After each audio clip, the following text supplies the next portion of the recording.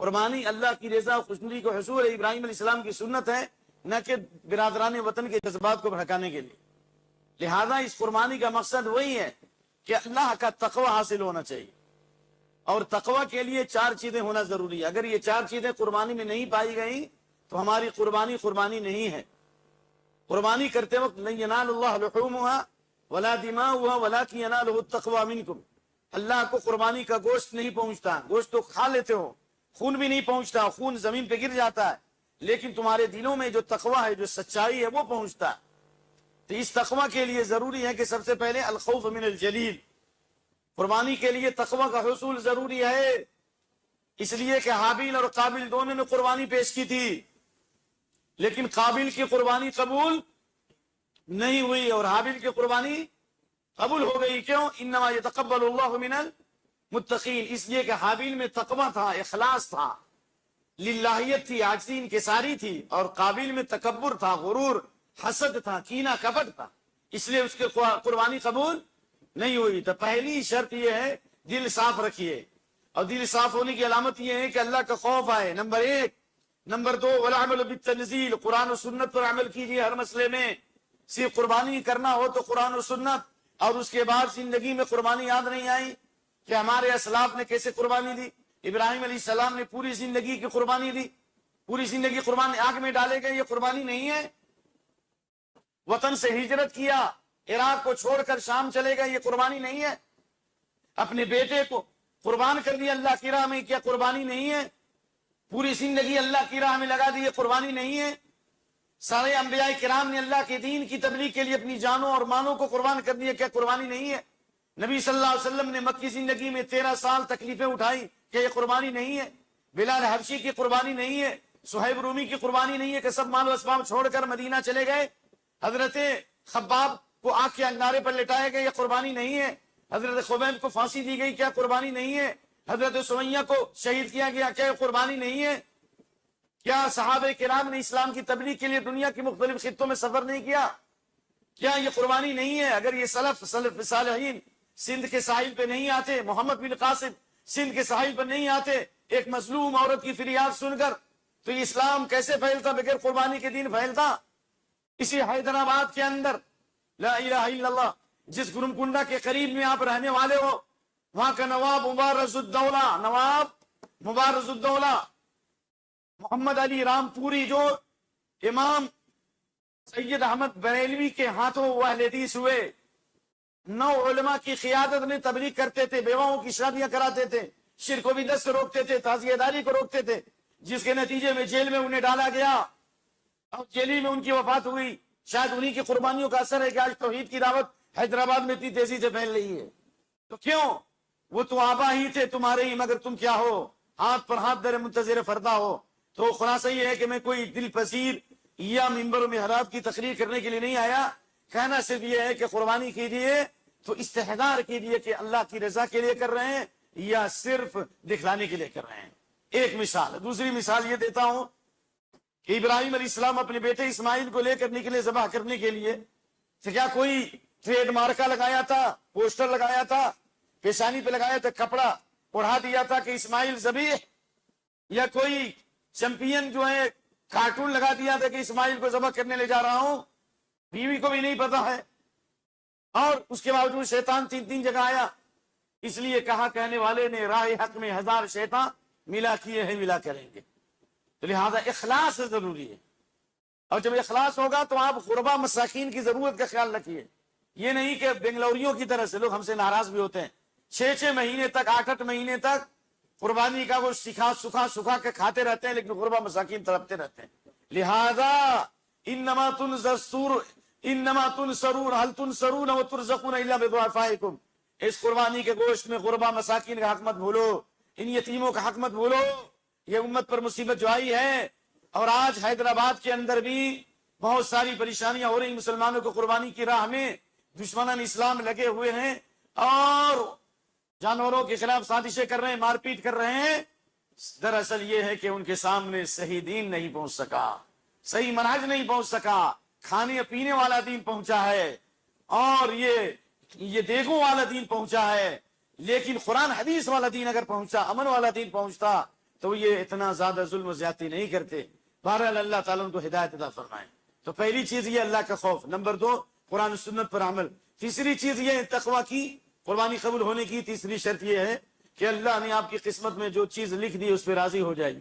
چوتھی چیز یہ ہے کہ ہمیشہ آخرت کو سامنے رکھیے، اور گزارش یہ ہے کہ راستے کو گندا مت کیجیے. قربانی کر کے گندگی کو راستے پہ ڈالنا اللہ کے نبی کی حدیث ہے، یاد رکھیے، غور سے سن لیجیے حدیث. آپ نے فرمایا صلی اللہ علیہ وسلم اتقوا اللعانین وفی روایہ لاعنین، 2 لعنت والی چیزوں سے بچو. یعنی ایسے گناہ ہیں کہ اس کی وجہ سے اللہ کی لعنت، فرشتوں کی لعنت، انسانوں کی لعنت ہوگی. صحابہ نے کہا ومن لعنان یا رسول اللہ، وہ 2 لعنت والی چیز کیا ہے؟ تو آپ نے فرمایا الذی یتخلی فی طریق الناس، جو لوگوں کے راستے میں گندگی ڈالتا ہے، جو راستوں کو گندا کرتا ہے. تو آپ راستوں کو گندا کرنے کے لیے آئے یا صاف کرنے کے لیے آئے؟ توحید کے ذریعے صحیح عقیدے کی تبلیغ ہے، لیکن توحید کے ساتھ توحید کی برکت یہ ہے کہ راستوں کو بھی صاف رکھیے. کیوں؟ اس لیے کہ جس پر اللہ کی لعنت، فرشتوں کی لعنت ہو، انسانوں کی لعنت ہے، وہ اصل موحد نہیں ہو سکتا. من آذى المسلمین فی طرقهم فقد وجب علیہ لعنتهم، جو مسلمانوں کو ان کے راستوں میں تکلیف دے گا ان پر لعنت واجب ہے. اس لیے جو راستوں کو گندا کرتا ہے یہ سائے میں کو گندا کرتا ہے. ٹھہرنے کی جگہ ہے، لوگوں کا پبلک پلیس ہے، پبلک اسپاٹ ہے، اور وہاں پر گندگی ڈال دیا، وہاں پر قربانی کی غلاظت ڈال دی، جانوروں کی غلاظت ڈال دی، تو یہ لعنت کا سبب ہے. اس کا لحاظ رکھیے، اور جو گوشت خود بھی کھائیں، غریبوں مسکینوں کو بھی کھلائیں، اور سنت کے مطابق قربانی کریں. مسائل بہت بکھرے ہوئے ہیں اور میں نہیں چاہتا ہوں کہ زیادہ دیر تک زبان کھولوں. بہتر یہی ہے کہ آپ حضرات جو ہے اس موضوع سے متعلق جن کو جو سوال ہو کیجئے. تو سبحانک اللہم و بحمدک واشہد ان لا الہ الا انت واستغفرک. ایک ایک کر کے ایک آدمی سوال کرے، دائیں طرف سے ایک آدمی سوال کرے، دوسرے کسی موضوع پہ سوال نہیں ہوگا، صرف قربانی سے متعلق بس. ادھر سے دائیں سے کرے. بہت بہادر لوگ ہیں یہاں کے لوگ، شرماتے تو ہی نہیں یہاں کے لوگ، بہت سوال کرنے والے لوگ. میں نے روئے زمین پر حیدرآبادی قوم سے زیادہ سوال کرنے والا دیکھا ہی. جی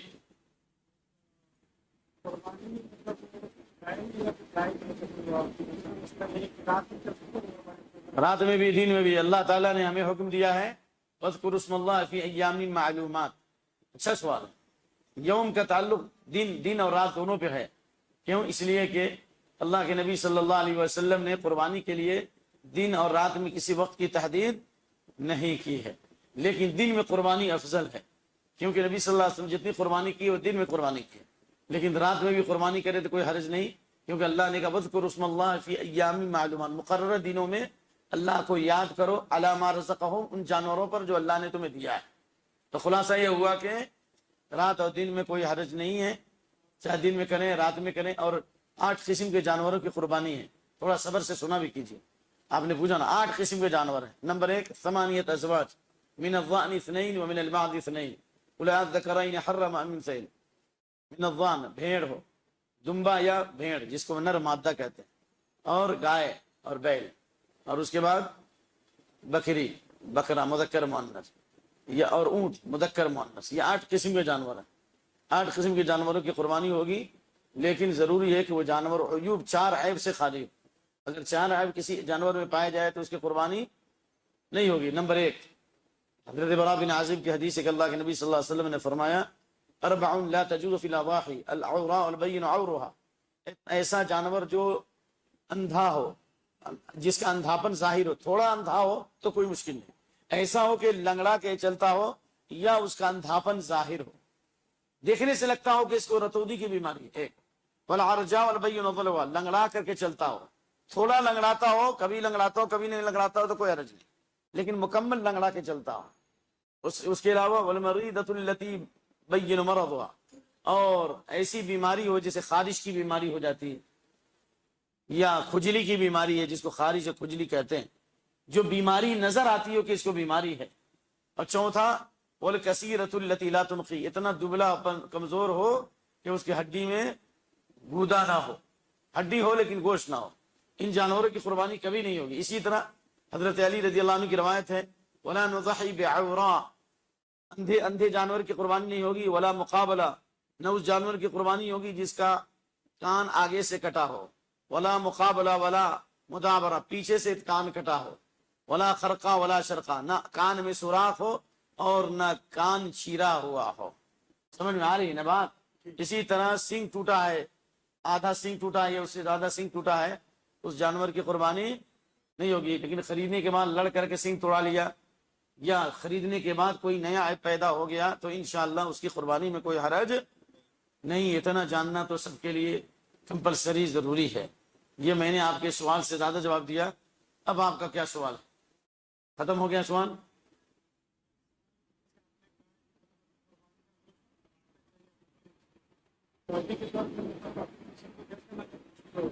انٹرنیشنل فقیر ہیں، فقیر جو اس وقت کیا ہو گئے؟ انٹرنیشنل فقیر۔ حدیث آتی ہے، سنیے آپ کی تشریح کے لیے، لا ترد سائلا ولو کان علی فرس، یہ روایت ابو داؤد میں، اگر سائل گھوڑے پر سوار ہو کر بھی آئے تو اس کو واپس مت کرو۔ تو کوئی مانگنے والا ہو، اللہ نے کہا فَكُلُوا مِنْهَا وَأَطْعِمُوا الْقَانِعَ الْمُعْتَرَّ، قربانی کا کچھ کھاؤ بھی، مانگنے والوں کو بھی دو اور نہ مانگنے والوں کو۔ تو مانگنے والے کوئی بھی ہوں، چاہے انٹرنیشنل فقیر ہو۔ بہار میں فقیر کا نام پڑتا ہے، معلوم ہے فقیر کو فقیر نہیں بولتے، کیا بولتے ہیں؟ کون ہے؟ کوئی بہاری ہے اس میں؟ نہیں، شاہ صاحب۔ پورے بنگال میں فقیر کا نام کیا ہے؟ شاہ صاحب۔ کیوں؟ اس لیے کہ اس کا کام ہے صرف مانگنا اور حکومت کرنا، بلڈنگ پر بلڈنگ ٹھوکنا۔ تو اس لیے کسی بھی فقیر، وفی اموالہم حق للسائل محروم، ان کے مالوں میں مانگنے والوں کا بھی ہے اور جو محروم ہے ان کو بھی ہے۔ تو جو مانگنے والے ان کو بھی دیجیے، اور جو نہ مانگنے والے ان کی دو صورت ہے۔ ایک، نہ مانگنے والوں کی ایک صورت یہ ہے کہ وہ بھیک نہیں مانگتے لیکن وہ ضرورت مند ہے، تو ہم کو چاہیے کہ ان کا پتہ لگا کے ان کے گھر پہنچائیں، یا جن کے گھر میں قربانی نہیں ہوئی۔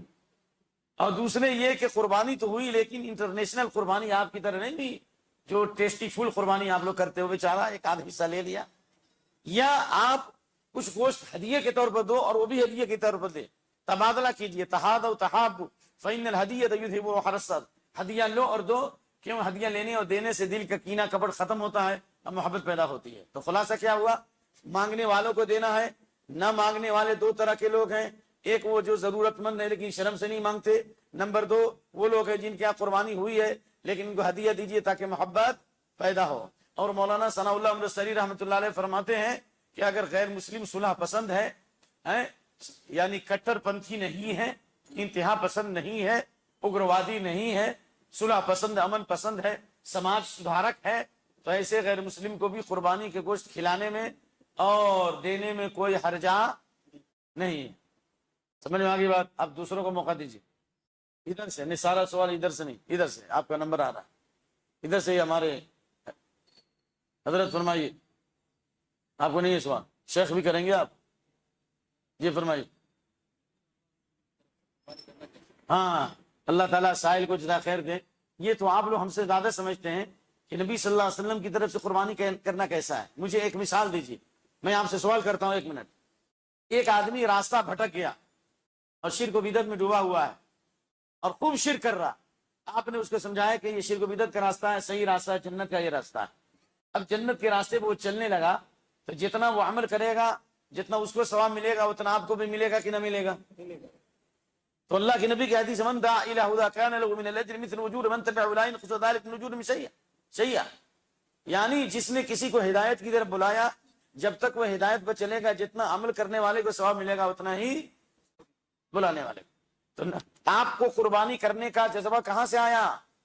یہ قربانی کا طریقہ ہم نے کہاں سے سیکھا؟ نماز کا طریقہ کہاں سے سیکھا؟ شریعت کہاں سے سیکھی؟ کن کے ذریعے؟ کن کی قربانیوں کے صلے میں ہم کو اللہ نے ہدایت دی؟ یہ سارا ثواب کن کے کھاتے میں جائے گا؟ پھر آپ کے نام سے قربانی کر کے گویا آپ کو گناہگار ثابت کرنا چاہتے ہو؟ قربانی کا مطلب ثواب پہنچانا، گویا آپ ہمارے ثواب کے محتاج ہیں۔ میں پوچھتا ہوں، آپ کے ثواب کے محتاج ہیں؟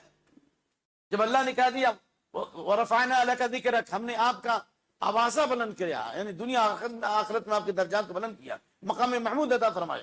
آپ کو ہمارے ثواب پہنچانے کی ضرورت نہیں ہے، ہم کو تو درود پڑھنا چاہیے تھا، درود فاتحہ، درود مرد یا مردود، نہ فاتحہ نہ درود، یعنی نہ ہم سورہ فاتحہ صحیح پڑھتے نہ ہم کو درود آتا، ہم کو صرف قربانی آتی رسول اللہ کے نام پر۔ تو میرے بھائی، رسول اللہ صلی اللہ علیہ وسلم کے نام پہ قربانی نہیں کرنا بلکہ آپ کے نام، آپ پر درود پڑھنا ہے، آپ کی سنت کو زندہ کرنا ہے، آپ کے لائے ہوئے دین کو لوگوں میں پھیلانا ہے۔ یہ ہو گیا۔ چلیے، ایسی کوئی صحیح حدیث کوئی پیش کر دے کہ اللہ کے نبی صلی اللہ علیہ وسلم نے صحابہ کو وصیت کی ہو کہ میری طرف سے قربانی کرنا. شاہ بدیع الدین راشدی تھے, ہم تو بدیع السما ہیں, مجھے بھی بدیع الدین بنا دے, دعا کرو. انہوں نے دلائل سے ثابت کیا کہ اللہ کے نبی صلی اللہ علیہ وسلم نے اپنی وفات سے پہلے 7 چیزوں کی وصیت کی, بلکہ 5 چیزوں کی. کتنی چیزوں کی؟ مشرکین کو جزیرہ عرب سے نکالو, آنے والے جو مہمان ہیں ان کی تعظیم و تکریم کرنا, قبر پرستی کا خاتمہ, عورتوں کے ساتھ اچھا سلوک کرو, نماز کی حفاظت, ماتحتوں کا خیال وغیرہ ذالک, ہے نا. لیکن ان 5 وصیت میں سے ایک وصیت بھی نہیں کی کہ میں تو دنیا سے جا رہا ہوں, میری طرف سے قربانی کرنا. یا آپ نے فرمایا فعلیکم بسنتی و سنت الخلفاء الراشدین, میری سنت کو لازم پکڑو, خلفاء راشدین کی سنت کو لازم پکڑو. کیا آپ صلی اللہ علیہ وسلم کی وفات کے بعد خلفاء راشدین نے آپ کی سنت کو زندہ نہیں کیا؟ قرآن کو کتابی شکل میں جمع نہیں کیا؟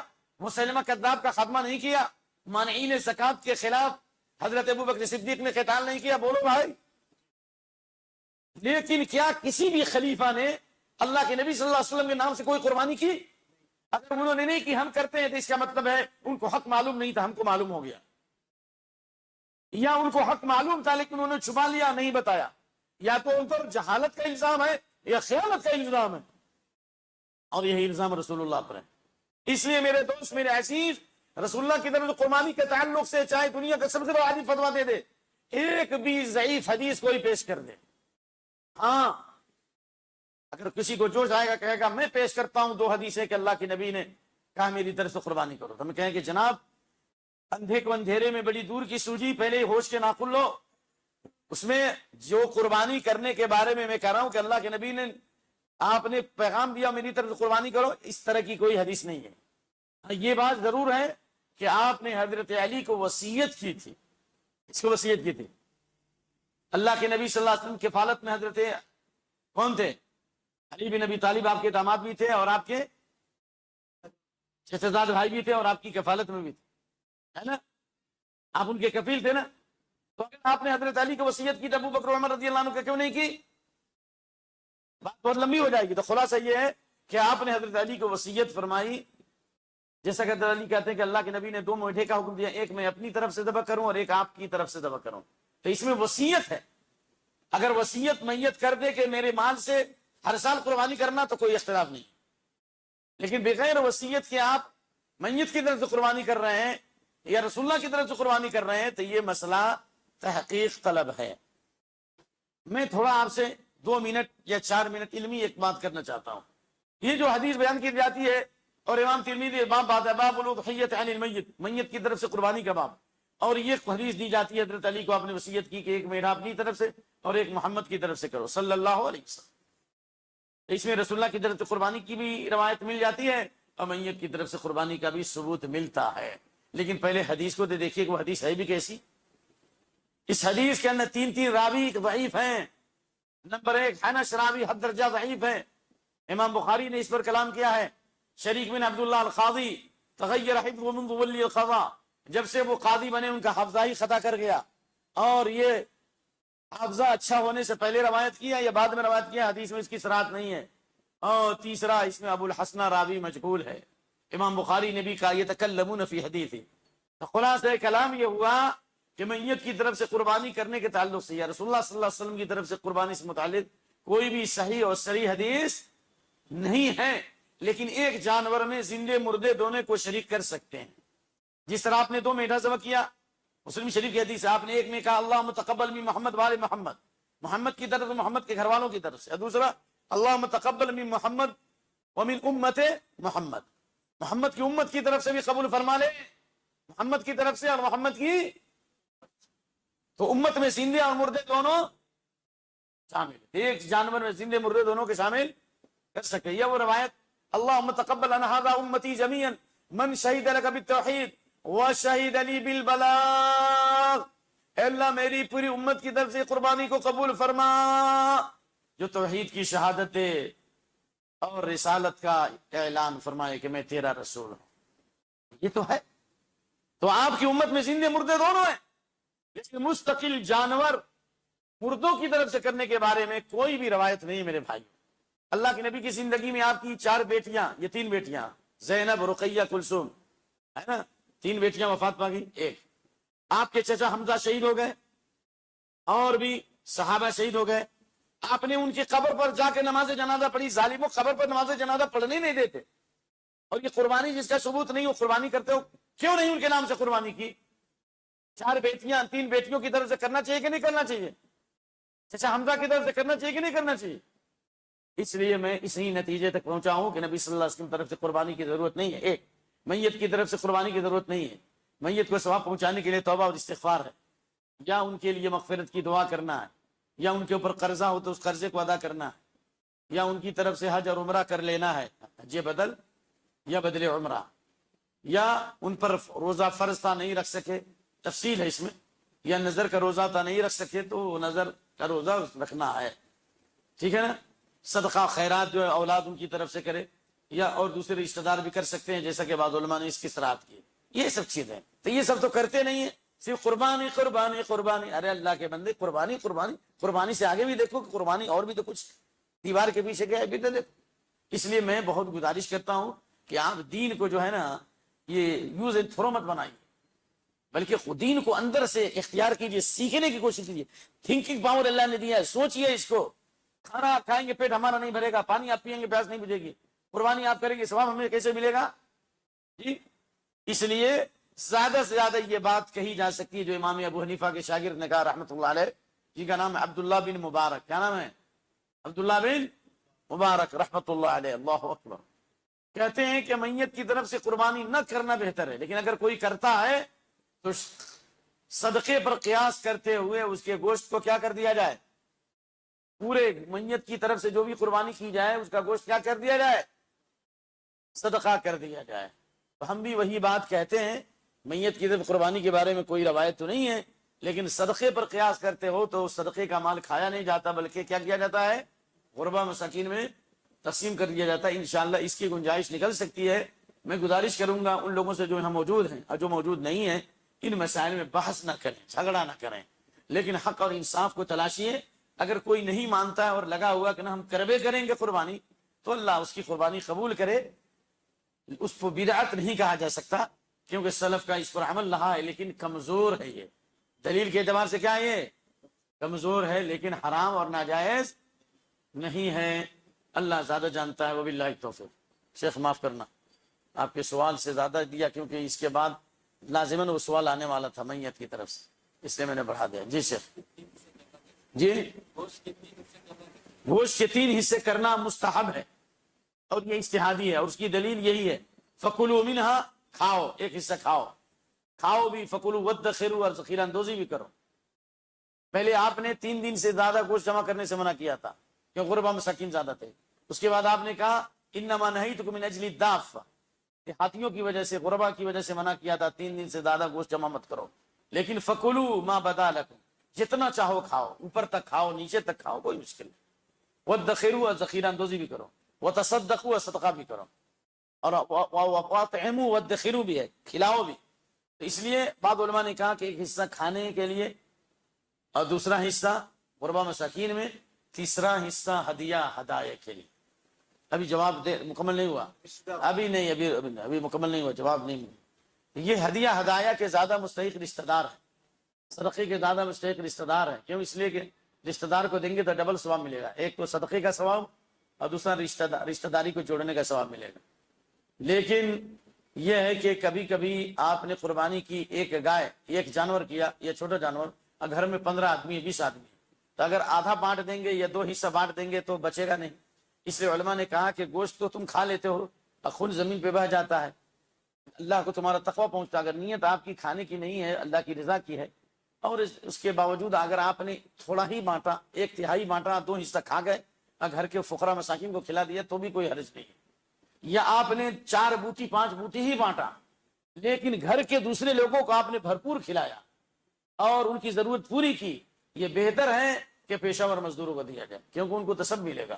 تو اگر گھر کی ضروریات زیادہ ہیں, پڑوسی کی ضروریات زیادہ ہیں, رشتہ داروں کی ضروریات زیادہ ہیں, اور آپ نے ایک لقمہ باہر نہیں دیا, اب پورا کھا گئے اور اپنے ہی لوگوں میں کھلا دیا, انشاءاللہ تو بھی کوئی گناہ نہیں ہوگا. اس کا تعلق دل سے ہے, اس سے یہ دل سے ہے. جزاکم اللہ خیر, اطمینان ہو گیا ہوگا.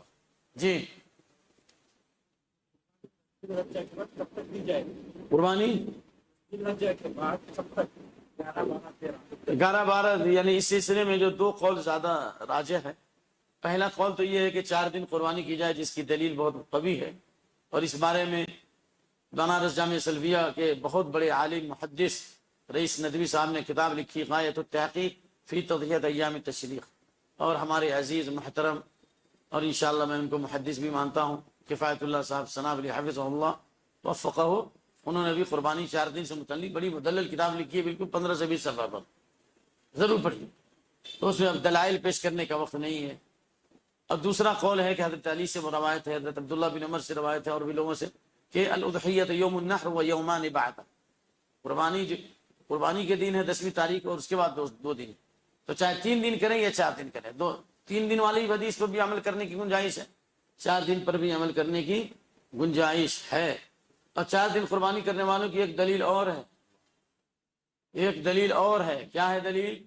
دلیل یہ ہے کہ اللہ کے نبی صلی اللہ علیہ وسلم نے ایام تشریق میں روزہ رکھنے سے منع فرمایا، کیونکہ فإنها ایام اکل وشرب وذکر للہ، یہ کھانے پینے کے دن ہیں اور اللہ کے ذکر کے دن. تو کھانے پینے کے دن ایام تشریق 4 دن ہو گئے نا، 3 دن، پہلا دن قربانی کا دن ہے، اس کے 11 12 13، تو 3 دن ایام تشریق ہے، کھانے پینے کے دن ہے. تو کیا ٹماٹر کی چٹنی کھائے گا؟ کیا کھائے گا؟ سوکھی روٹی کھائے گا؟ کھانے پینے کے دن مطلب یہ گوشت کھائے گا. اس سے بھی علماء نے استدلال کیا ہے کہ قربانی جو ایام تشریق تک ہے. اور جبیر بن مطعم کی تو صحیح روایت ہے، فجاج منا منحر، ارے بھائی درس دے رہا ہوں شیخ صاحب مسجد توحید میں، فجاج منا منحر وفی کل ایام التشریق ذبح، مینا کے سارے ایام جو ہیں ذبح کے ایام ہیں، مینا پورا مینا ذبح ہے، اور تشریق کے جتنے ایام ہیں کس کے ایام ہیں؟ ذبح کے ایام. جزاکم اللہ خیر. مختصر سوال کیجیے، ٹیلی فون سے آنے لگے میرے بہت زیادہ. تشریق کے معنی بتائیں. تشریق کا معنی آتا ہے، امام نووی فرماتے ہیں تشریق کا معنی تھا گرم کرنا. شرق کہتے ہیں سورج کی گرمی کو، اس لیے کہ لأنہم یشرقون الاضاحی، اس لیے کہ قربانی کے گوشت کو سکھاتے تھے. قربانی کے گوشت کو کیا کرتے تھے؟ 11 12 13 کو قربانی کے گوشت کو کیا کرتے تھے؟ سکھاتے تھے، اس لیے اس کا نام کیا پڑ گیا؟ ایام تشریق پڑ گیا. کیسے اس کے مادہ کیا ہے تشریق؟ تشریق کا معنی شین را قاف شرق، شرق کے معنی مشرق. اشرقت الشمس، سورج روشن ہو گیا. وقد ول الظلام حاربا، شاعر کہتا ہے اشرقت الشمس وقد ول الظلام حاربا، سورج روشن ہو گیا اور تاریکی بھاگ گئی. اطمینان ہو گیا. ابھی تھوڑا آ رہا ہے، تھوڑا 1 منٹ. ہاں بولیے. سوال کے جواب میں چھ دن ہونا چاہیے. تو کبھی کبھی کیا ہوتا ہے جو فلم کی گائے ہوتے ہیں ان پہ ٹیگ لگا ہوتا ہے، کان میں 6 تک 3 ٹیگ لگا ہوتے ہیں، RFID ٹیگ لگا کے اس کو ٹریک کرتے ہیں. اب یہ مسئلہ تو بڑے علماء سے پوچھیے، کیونکہ میں تو اس میں فتویٰ نہیں دے سکتا، کیونکہ کان میں سوراخ پہلے سے لگا ہوا ہے اور ٹیگ لگا ہوا ہے. ہم اگر ہم کو ایسا جانور خریدنا ہو تو میں تو نہیں لوں گا. اب چل سکتا کہ نہیں چل سکتا یہ بڑے علماء بتائیں گے. حدیث کی روشنی میں تو ناجائز ہے، حدیث کی روشنی میں ناجائز. اب جن علماء کو چلانا ہے، وہ چلانے والے علماء بڑے علماء ہیں، ان کے ہاں کوئی دلیل ہوگی، میرے پاس دلیل نہیں. میں اس معاملے میں سکوت اختیار کرتا ہوں. اب تھوڑا رک جائیے، ابھی آپ تو یہاں گھر کے لوگ، ادھر کوئی پوچھے تو حضرت جی. ذبح کا مصنون طریقہ سب سے آسان وہ یہ ہے کہ بسم اللہ اللہ اکبر کہہ کے قبلے کی طرف اس کو لٹاؤ، اور اللہ کے نبی صلی اللہ علیہ وسلم نے اس کے پہلو پر اپنا ہاتھ رکھا، اور اس کے بعد آپ نے بسم اللہ اللہ اکبر کہا، اور آپ نے دعا پڑھی اللہم تقبل من محمد. آپ کہیں اللہم تقبل منی ومن اہل بیتی، اور اس کے بس ذبح کر دو اللہم انی وجہت وجہی للذی فطر السماوات والارض حنیفا ان صلاتی. یہ پڑھنا ضروری نہیں ہے، اس کے بارے میں علماء کی 3 رائیں. بعض علماء کہتے ہیں ضعیف ہے، بعض کہتے ہیں صحیح ہے، بعض کہتے ہیں حسن ہے.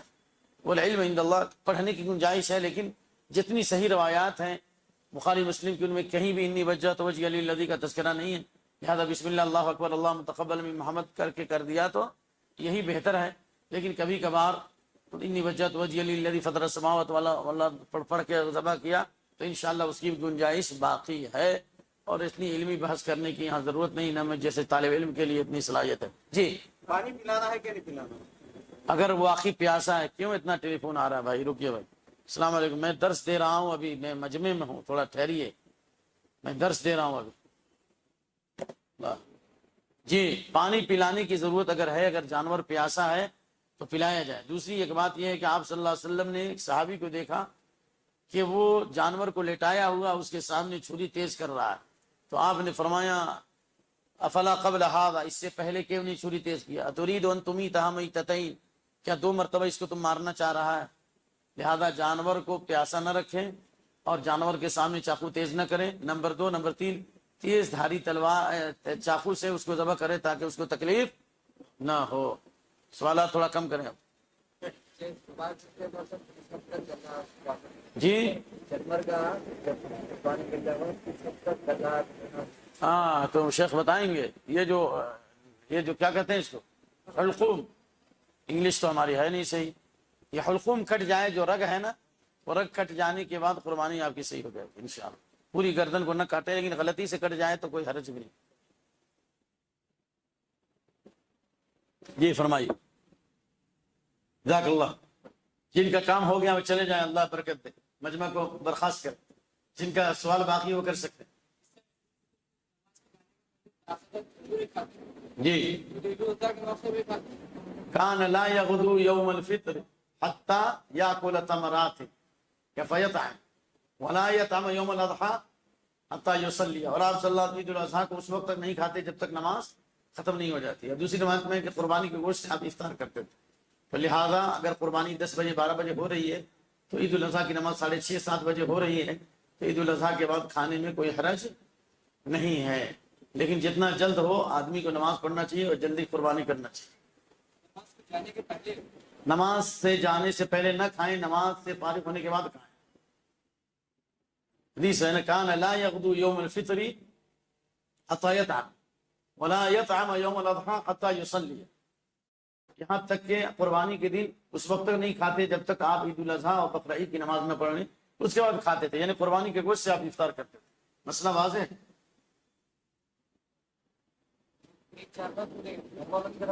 ایک جانور پورے گھر والوں کی طرف سے، اگرچہ گھر میں 100 آدمی ہو، لیکن 100 آدمی کا مطلب جوائنٹ فیملی ہو۔ جوائنٹ فیملی کا مطلب یہ ہوا کہ ایک ساتھ کھانا پکتا ہو، تو ایک جانور سب کی طرف ہو جائے گا۔ اس بارے میں بے شمار حدیث ہے، ایک وہی اللہم تقبل من محمد والے محمد والی حدیث ہے۔ دوسرا یہ ہے کہ حضرت ابو ایوب انصاری کہتے ہیں ان الرجل یضحی بالشاة عن وانا اہل بیتی فی عہد رسول اللہ صلی اللہ علیہ وسلم، نبی صلی اللہ علیہ وسلم کے زمانے میں ایک آدمی ایک بکری اپنی طرف سے اور اپنے پورے گھر والوں کی طرف سے کرتا تھا۔